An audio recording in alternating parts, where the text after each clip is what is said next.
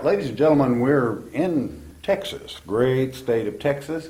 I want to introduce you to Phil Riggs. And Phil, thanks for inviting us. Thanks for having us here. And he's going to tell you about a group of Indians you're going to find very interesting, and a place when you come by this way you're going to want to stop. Phil, if you would, just tell us a little bit about the museum, the mounds, and the people. Before I start talking to you about the people that were here, the Caddo Indians, I want to talk to you a little bit about Texas Parks and Wildlife. This site is run by Texas Parks and Wildlife, and everybody within the agency of Texas Parks and Wildlife has a mission that we follow, and our mission is to conserve and manage the natural and cultural resources of the state of Texas for future and present generations.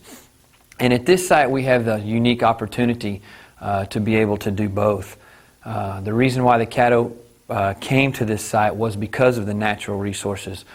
This spot is between two great rivers, the Neches and the Angelina, and at one time this was probably a large post oak savanna with a large prairie intertwined within it. And it was a choice habitat for the Caddo Indians to come live. But this site here consists of 3 mounds, and the Caddo Indians were part of a mound building culture that spread throughout the whole northeast of what is now the United States. The Caddo that lived here were divided into 2 distinct classes. There was a elite class and a common class. With the elite class living on the inside of the mound perimeter, and the commoners were probably spread for many miles outside this class, or outside this perimeter.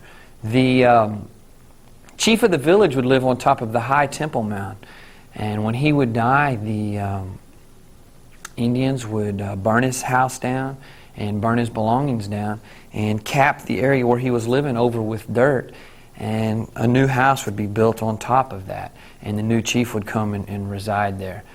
He would be buried in the burial mound, which you can have the opportunity to walk up on, and he would be buried with anywhere from 5 to 6 other people who thought it was an honor to be sacrificed and be buried with him. They thought a little bit different than we do today, and they felt it was an honor to die with their chief.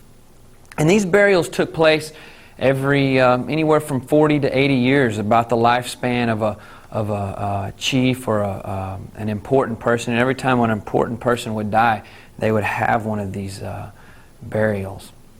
Okay, one thing you want to remember is these mounds were not here when the Caddo first came to this site. Again, this was a prairie, and these mounds were built up over a 400-year time period. And you think of 400 years not being very long time, but it's an extremely long period of time. The United States, where we are now, has just been around for about 200 years. Yet these Caddo Indians that lived here actually ruled this area for that 400-year time period. The first burial took place, it was subsurface beneath the ground, and as time went on, these mounds grew larger and larger. As you go around our interpretive trail, you'll come to a large area that we call the Borrow Pit. And there's been studies done by our archaeologists, and they've actually been able to match the dirt up out of this Borrow Pit to the dirt in these mounds. So we know that, that this large pit is where the Caddo got their dirt to build their mounds. One of the things that the Caddos were known for was they had developed a very powerful trading system all the way from this site here all the way up to the Great Lakes area of the Northeast. And the reason why we know this is because a lot of the artifacts found at this site are not native to this spot. We found ear spools that the Caddo would wear for jewelry that were covered with copper, and archaeologists have done tests, and the copper from these ear spools have tested and shown to come from the Great Lakes area. We have flint that's come from the Central Texas area, large silts came from the mountains of Arkansas, and seashells that have come from the Gulf Coast area. So these people traded back and forth, and were very powerful people, and they had to be able to travel these great distances. One of the other things that the Caddo were known for was their pottery making. They carved very intricate designs and used different types of tools to design their pottery and give their pottery a distinct decoration. There were over 96,000 pieces of pottery found here at our High Temple Mound, which is located across Highway 21. These are some items that were found at the High Temple Mound, which is where the chief of the village, or chief of the village would be living. And the first item here is known as a effigy pipe, and this was probably used during very important ceremonies.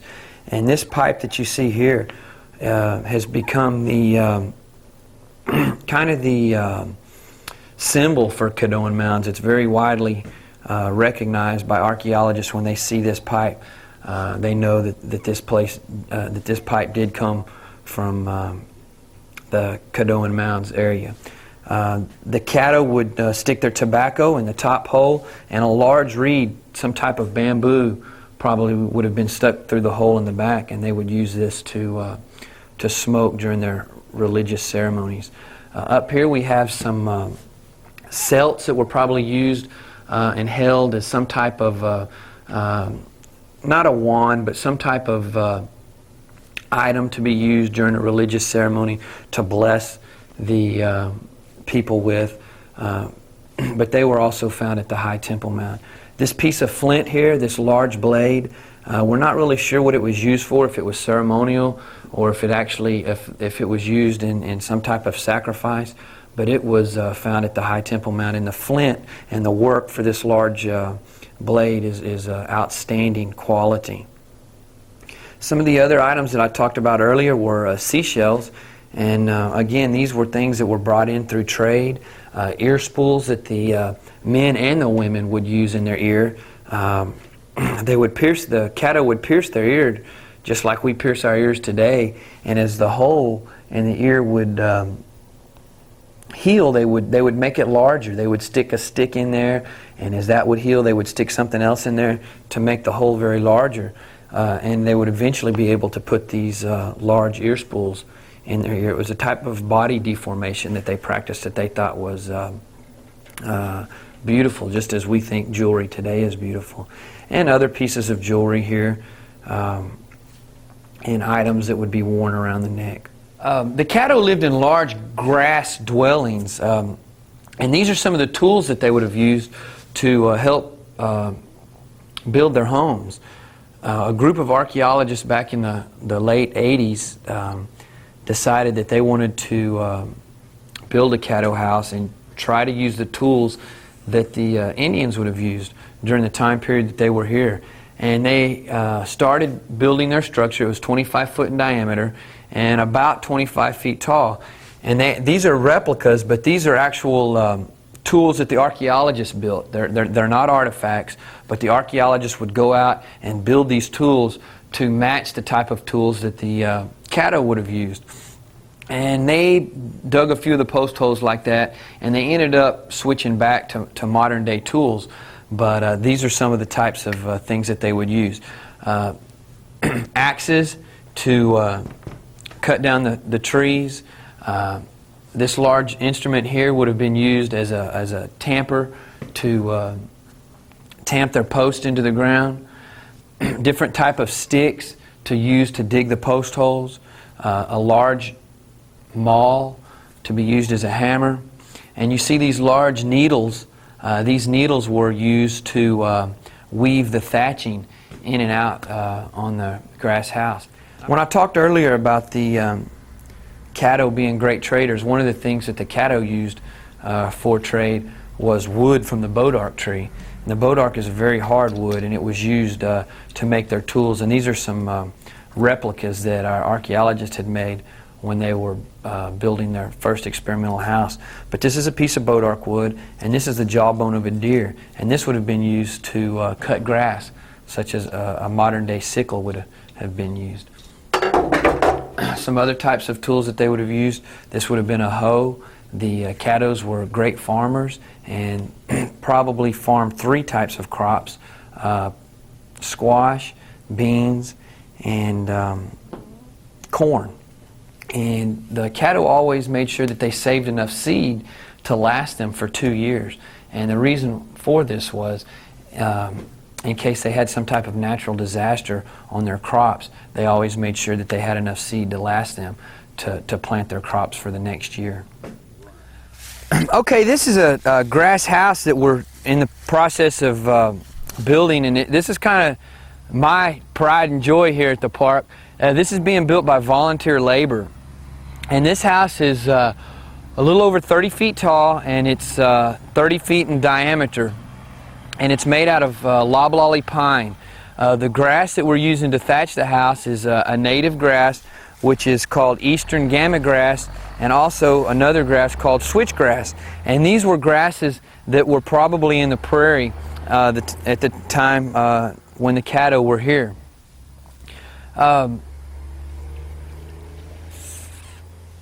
One of the unique things about this house is we've used all natural material. The Caddo would have probably used bark from a slippery elm tree to do all their tying.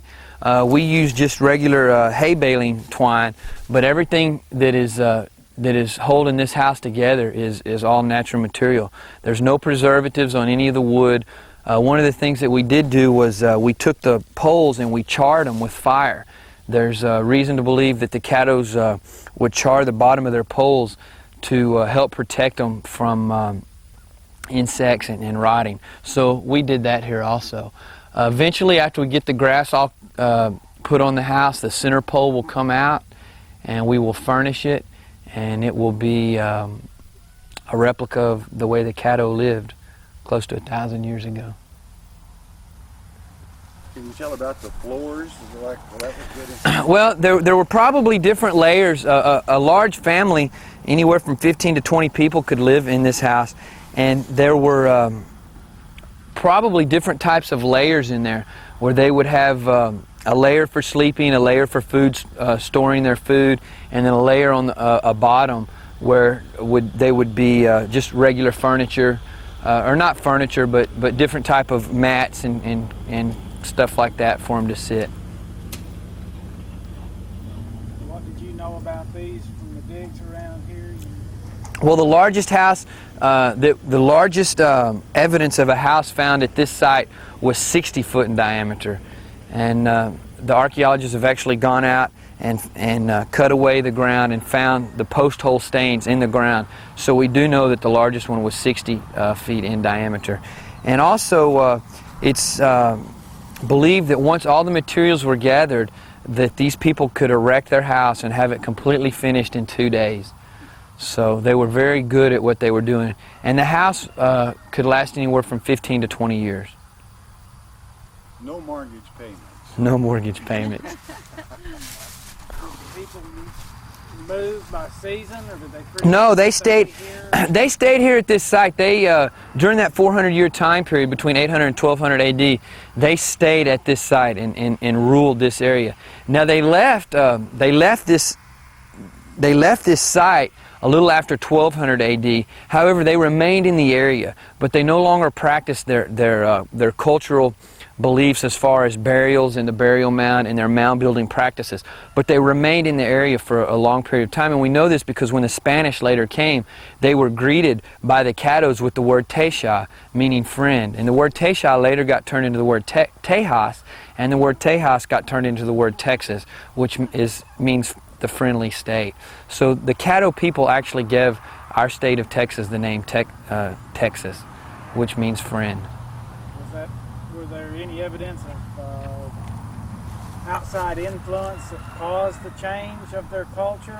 We really don't know. One of the beliefs is the two classes, the elite and the common class, they got tired of working together. I mean, it was just as time goes on, traditions change and practices change, and they were. This is the farthest southwest site of a Caddo ceremonial center, so they were very far away from the other mound building cultures. And as time went on, these traditions would change, and it eventually just declined to where they no longer practiced their beliefs. It's a very sturdy structure. My dad used to build log cabins out of pines.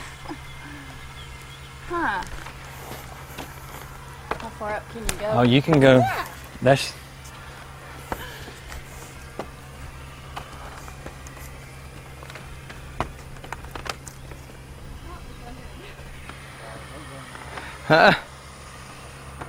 Parks and Wildlife managing and conserving the natural and the cultural resources, and one of the things that we're trying to do here is we're trying to restore this place to its native integrity. We've got 19 acres here on the inside of this walking track that we've done a couple prescribed burns. We've actually lit it on fire and burnt across it, and we've hand collected little bluestem, which is a native grass, and we've reseeded it out there. And so we're in the process of trying to bring that native grass back. And you got to remember, it's hard to imagine, but this park is only 93 acres, yet the Caddo, when they lived here, were spread for miles and miles. So you're looking at just a small area of where they were. Do you have any idea the volume, the amount of people? Well, different accounts. There's been probably the maximum people at this site was, in this complex was probably around 300 people.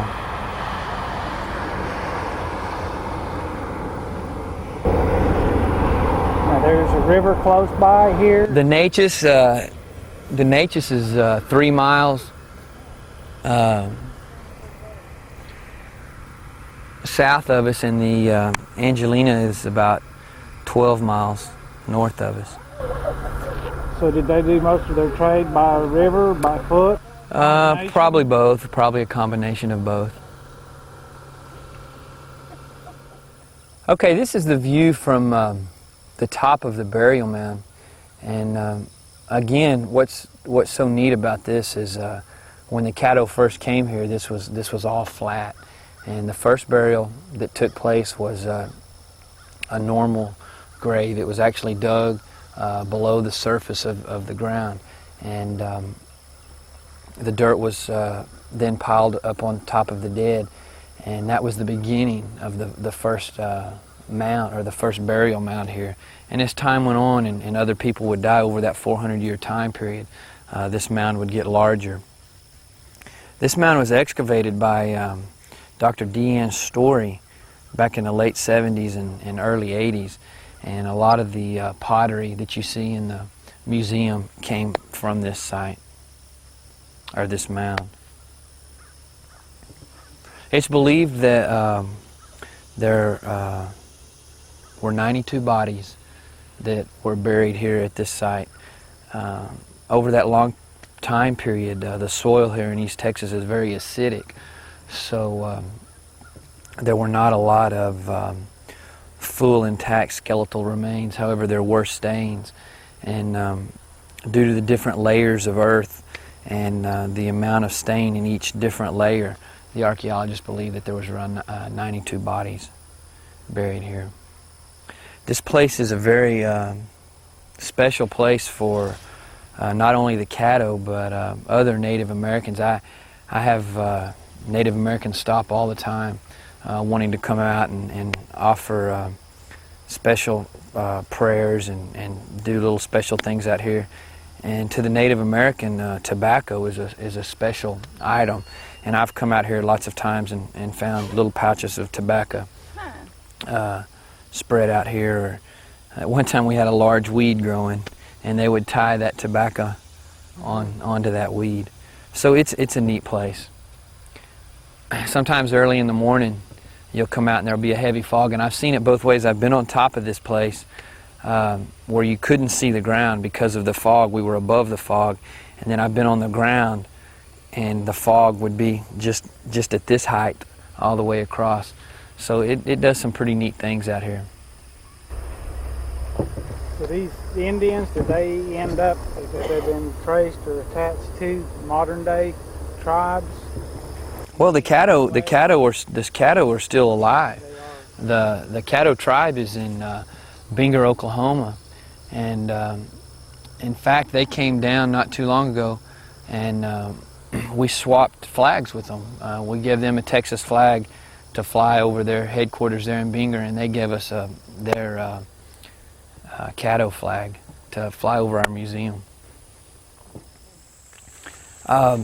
Where you're standing right now is the what's called the borrow pit, and this is where the Caddo would get their dirt, And the baskets that they would use when they would fill them up with dirt probably weighed anywhere from 30 to 40 pounds.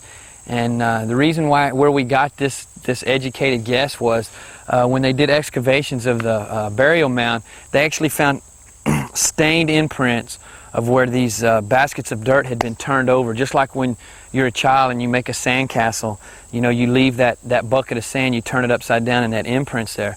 Well, they actually found these stained imprints of where baskets of dirt have been turned over, and they reconstructed the size area of that to determine that these baskets would weigh from 30 to 40 pounds. And they also would test the dirt, and then they tested this dirt here, and they learned that the dirt from here did go to the mounds. As you look around this area, you see a lot of thick woods here behind us. There's a nice open running spring down here below the hill, and that was probably a major contributor to the Caddo's lifestyle here, fresh running water that close. But as you look at these thick woods, one of the things that we're trying to do here is we're trying to again restore this to native integrity. And fire always played a large part with the Caddos. They burned their houses. We feel like that they would burn their fields and burn different areas of their crops. But fire, the lack of fire has allowed this to become overgrown. And we're in the process of coming in with some inmate labor, and we're going to do a lot of clearing, and then we're going to start a fire management program where we come through here and do prescribed burns. Because what's happened now is any time that there's a fire on our public lands or on our roads, the first thing man does is put it out. But fire was meant to help control the habitat. Okay, where we're standing now and what you're looking at is the remains of what's known as the Low Temple Mound. And before Texas Parks and Wildlife took this site over, this place was farmed, and there was a peach orchard here. And before the peach orchard, there was actual crops grown here. And the farmer that was here would actually plow through this spot and plant crops on top of this Low Temple Mound. So it's very important that Parks and Wildlife ended up taking this site over and allowing the state to preserve the importance of the Caddo's place here. But the Low Temple Mound was probably the first mound built here, ceremonial mound, and for some reason the people living here decided to build a larger one, which became the High Temple Mound. So this place probably was used for daily activities, kind of like a county courthouse is used today, and then the big religious ceremonies would have taken place over at the High Temple Mound. Okay, this site here is the site of the first replica house that our group of archaeologists built. And due to vandalism and some bad weather, the house became unsafe for visitors to come and see. So we did an archaeological experiment, and they actually mapped everything that was in this site, and they took pottery, and they took corn and different types of mats and materials and put it all in the house. In fact, there was even a dog that had died that morning, and they found the owner, and they got permission from the owner to bury the dog here. So everything is specifically been mapped out here. And then they burnt the house down.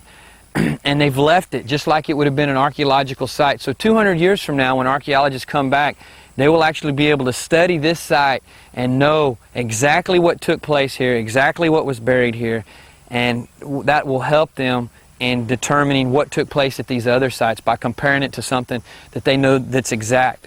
And if you walk out here,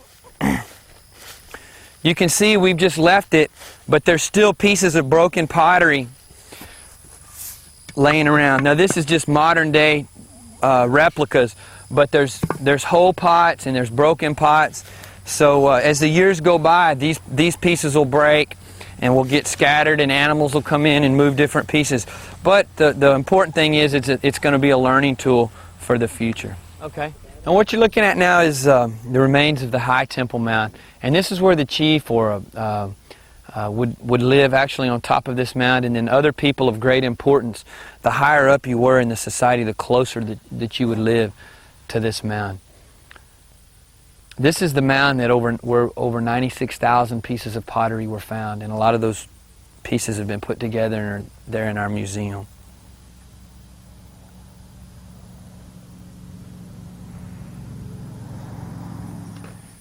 Phil, thanks a lot for inviting us here and giving us this excellent report and interpretation of your park here. And I know we're going to have a lot of people that are going to want to stop by.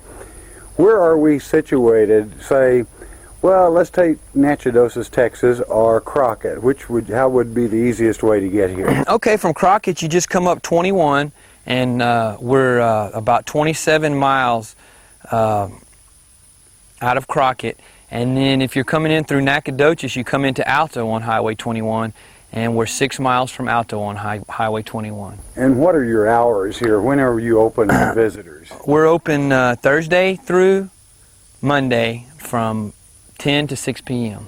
I highly recommend it. It's an excellent place for you to touch base with a heritage that dates back to 800 to 1200 AD, plus, as we see by the flag, having natives that still dwell in the Americas that are descendants of that culture. Phil, thanks again. You bet, Arnold. Thank you very much.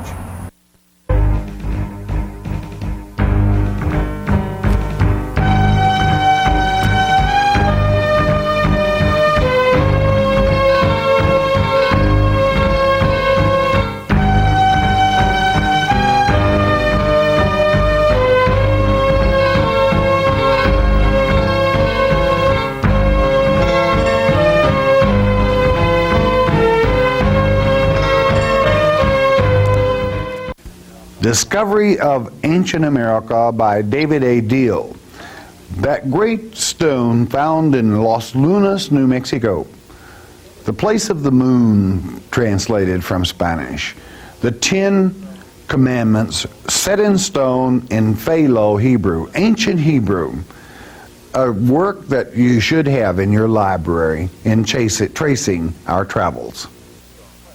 The Newark Holy Stones. My, what a pleasure it was to do this documentary from you, and this great work by Robert W. Allrutz. How pleasant and how educational our stay with this great professor. The Holy Stones carried here in ancient times and found here in America. Don't miss this one. This has been a long time I've been promising a children's book. This is a book that will help a parent teach their child exactly what God's Word states. Now, this was done by a very good friend and student of this chapel. We have given it, if you would, a binder whereby if there is a page that you feel is too far advanced for your children, then by all means you should remove that particular page. It is done in a material that is even washable, and it takes you step by step into instructing a child what does God's Word say. And I think you will find it extremely helpful. It is item number 4414.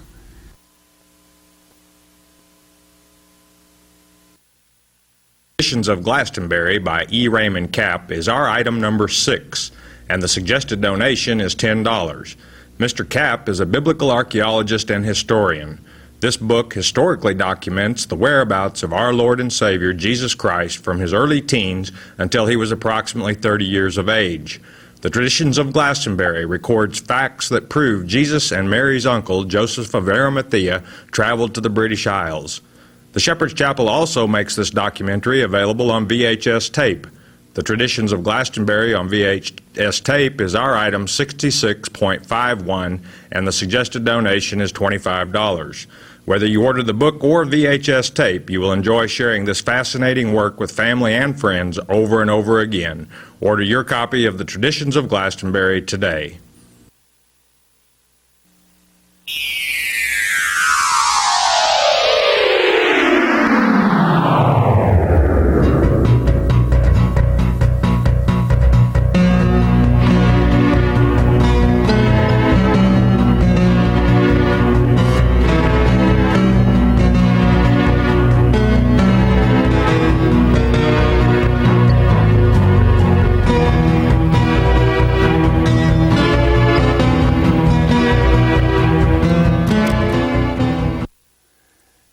All right, hey, we're here in New Mexico again, right along the Rio Grande. We're going to be going down in Aurora, which would be a draw, or according to what part of the country, maybe even a holler. Okay, that's where, I think this is an interesting petroglyph in as much as pictograph, I should say, but actually it's a map, I believe. And is it of this particular area? Well, it's very possible. The valleys, the Aurora, winds considerably on a short basis, and we have found just adjacent to this, and I'll show you in a moment, some red ochre, iron oxide. So this probably means that there was more than one peoples in this area, no doubt at different times. They seem to be, the red ochre is quite ancient, whereas this is not necessarily ancient. It's ancient to us, of course, but by that I mean compared to the red ochre I'll be showing you here in a moment. And very precise and well done. A map, no doubt. And maps are always placed where you're going to find large boulders as they enter into a canyon, a draw, hill peaks, or something that people, it's like a signboard. Like today we put big signboards by highways giving direction. Well, these boulders that your cameraman is even leaning against and will back off, I'm going to call it a natural dolomite. It reminds you of one. But these are, it's not built by man, but it's just the way the stones fell. All right, we'll move around here a little bit and show you what we'll call the natural dolomite. Sandy calls it the natural dolomite, and if she does, I will too. So we'll show you some red ochre here in just a moment. Now here is your natural dolomite, and we're going to work down under this, and we'll be showing you the red ochre, iron oxide, and again, where are you going to put a map to a people that probably will be following along later or whatever the case might be? And in an area like this, you can go back every 2 or 3 years, and you really have to stop and think, or you're going to lose your way. And this was the way of mapping and giving direction. But interesting. These boulders are probably, they're 20 to 25 feet high here, and we probably have a breadth of maybe 55 to 60 feet, perhaps even a little more. Now we'll move down to the red ochre. Now here we have some red ochre. You see what appears to be a wing, like an eagle wingtip in one place, but some of it's missing. Therefore, we would not be wise in identifying it as such. Now above you will note some petite strokes, and would they read as ogum? Well, not really. And below, would this have been ogum? Most likely not, but because so much is missing, I'm not going to say it would not have been. But we do not have a stem line, and where we do have what could be considered a stem line is probably only erosion. I would say these are tally marks for either distance, because of the maps and so forth in the area, are tally marks, and also as the eagle would fly, giving distances. Now, something else very interesting and important right beside this.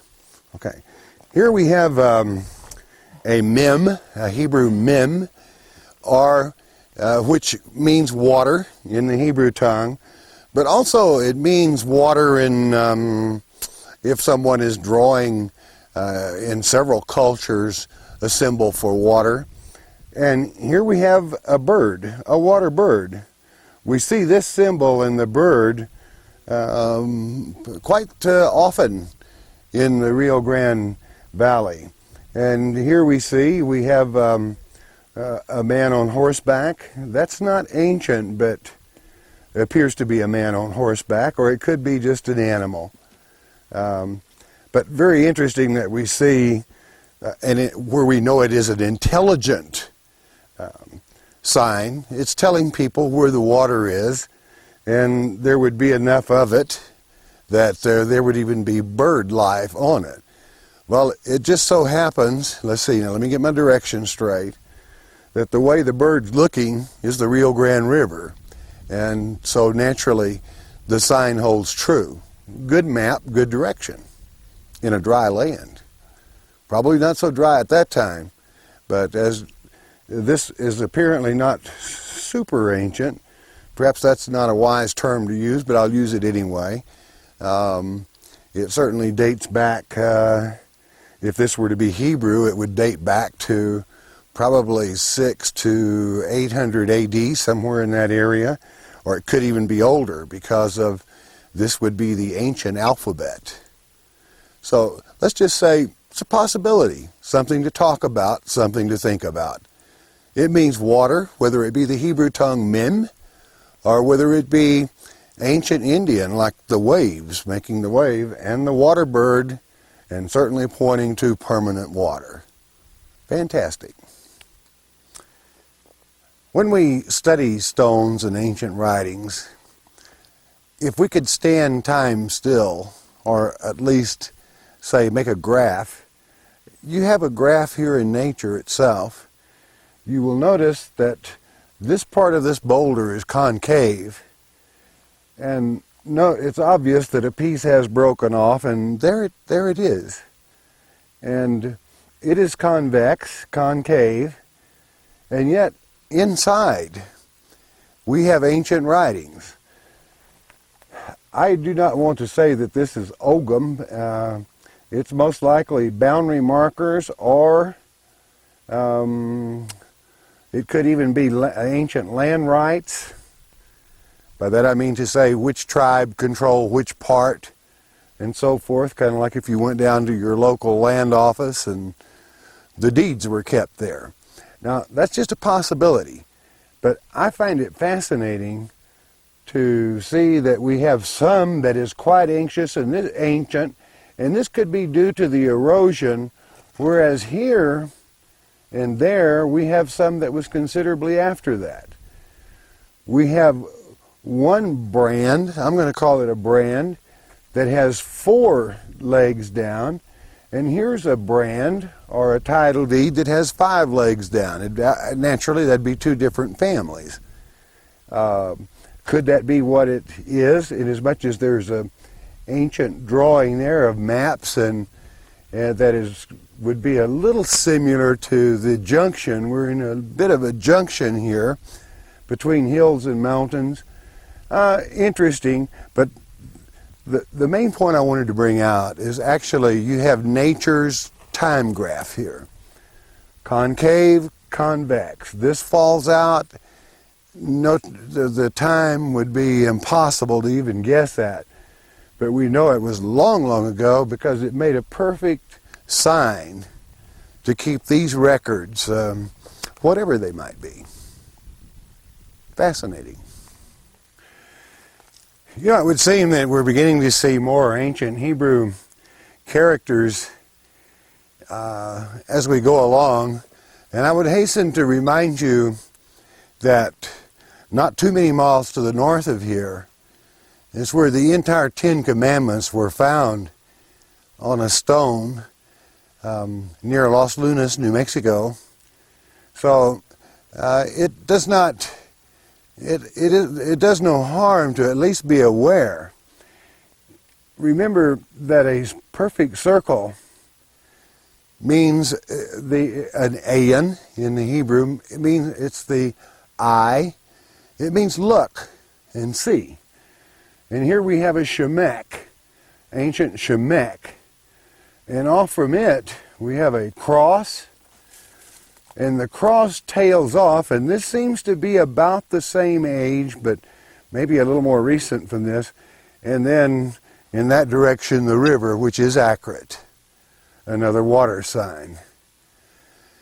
I note another interesting thing, and as much as we had just come from what we call, could it possibly have been a land deed? And you will note that the same land deed up here that the 5 legs below was on, we see another brand with the 5 legs below. Could it be land claim? Well, there were no doubt many people living here at one time, or at least in this area. And with that having been noted, it certainly wouldn't hurt to take it into consideration. I do not believe that one particular people left these various symbols and pictographs as well as petroglyphs, because they are different types and we find different languages, which is not unusual at all. So there you have the ancient Aeon. That means I have come to this place. Open your eyes and look, with a perfect phalo shemek in the center, with a cross pointing directly to the Rio Grande River. So something that it doesn't hurt to at least take a look at and consider. Okay. Here's an interesting thing. We have a mortar that is probably, well, 12 inches deep. And here we see the breakage, another breakage. This is the wall, and you can tell by the smoothness, which would have been the outside of this mortar. The grinding place of corn, grain. So there definitely was crops growing, no doubt in and along this valley, which means more water at one time. Mortars here and small. We have some red ochre, iron oxide, which it was not that unusual, and there is a tint, just a tint here, that long ago perhaps some of it could have been ground right in these handy mortars.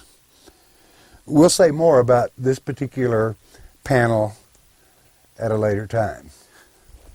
We've been noticing all the way up this hill fragments of what looked like petrified wood, kind of brushed it aside.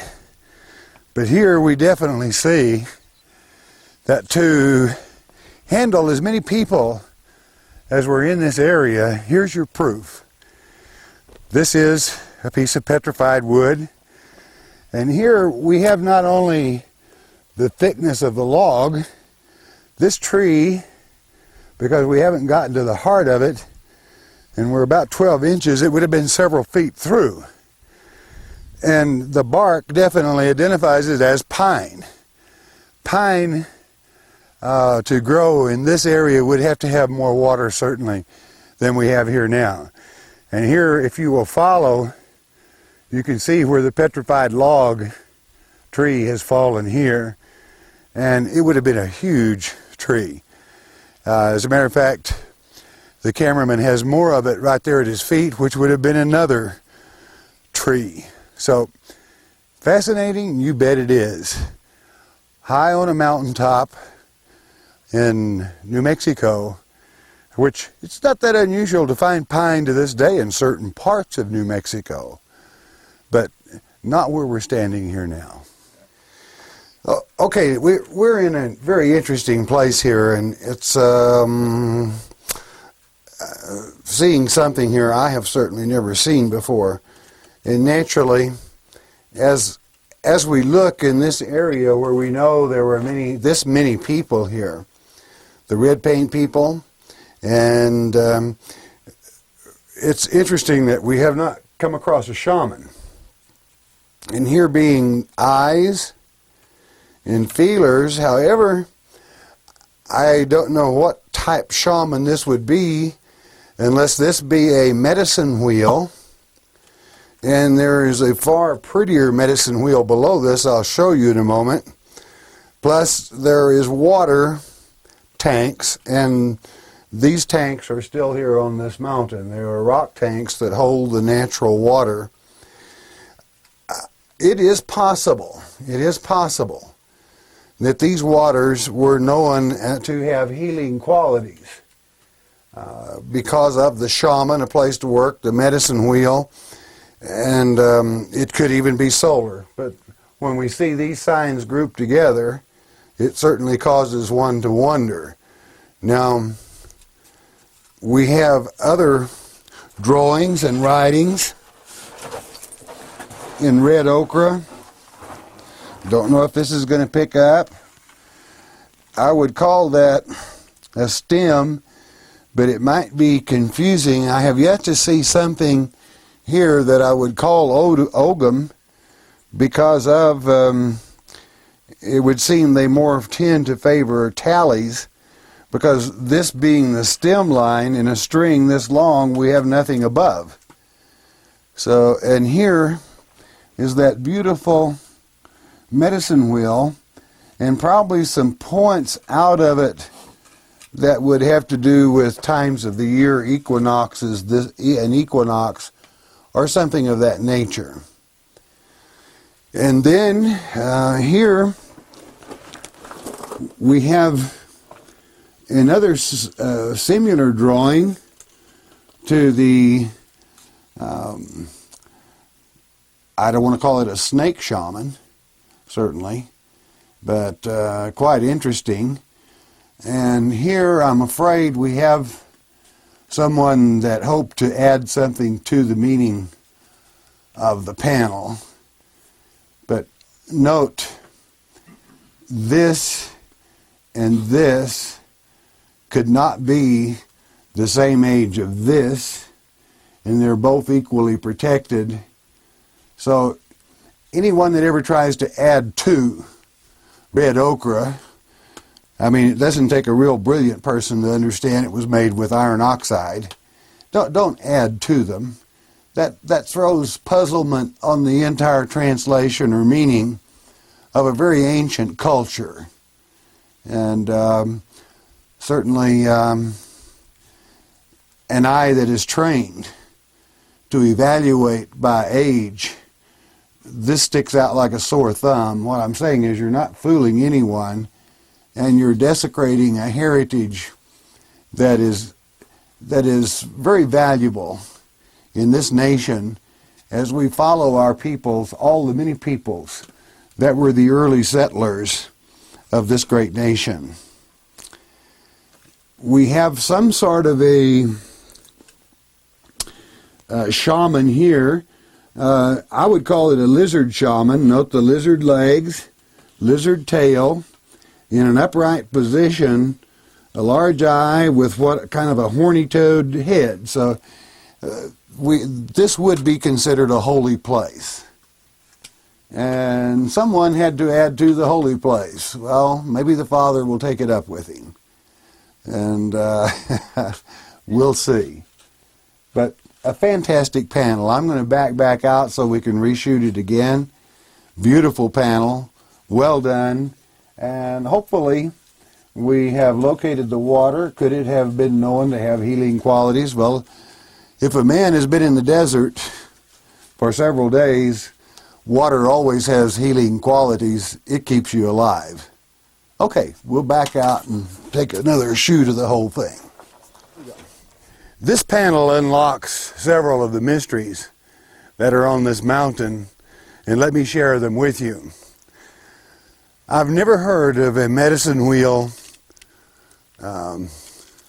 shaman, but here you have one. Here's his neck, arms upraised in praise to God, his legs, and this is his dress. So what I have tried to interpret at another place or two as wings, this was part of their gear.